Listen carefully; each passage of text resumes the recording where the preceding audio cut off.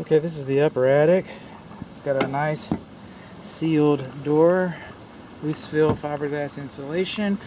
Looks like it'd be about 15 inches. The lower attic, I remember being 13 or 14.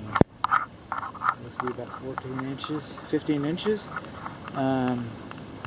Gas, solid pipe, black iron gas pipe. That's good. Lots of flooring up here. Let's look at some framing. The framing looks pretty decent, actually. Okay, things are nice and snug. We got a little bit of rafter spread right up there. Okay. This air duct is kinked around this pan. Kind of jumping around, I know. This is the primary drain line. Okay. This is the secondary drain line. Secondary drain line is capped off. It's just got this little hole drilled in the top of it. I'm used to seeing those being a little more open. You want to get a second opinion about that. We got insulated panels.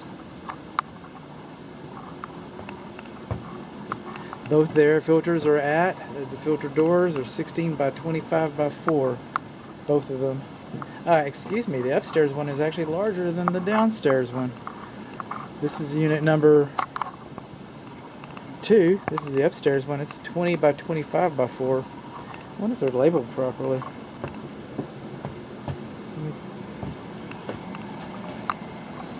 Okay,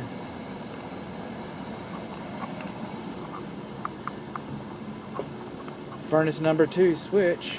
Okay, number 2 is 20 by 25 by 4.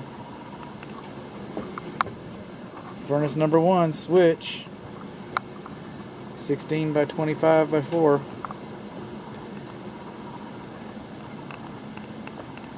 Battery's kind of giving up the ghost here. This is the air induction fan. It's supposed to have a filter on that. Nothing's really too exciting going on up here. I'll save this for the downstairs tour. Soffit baffles. Okay.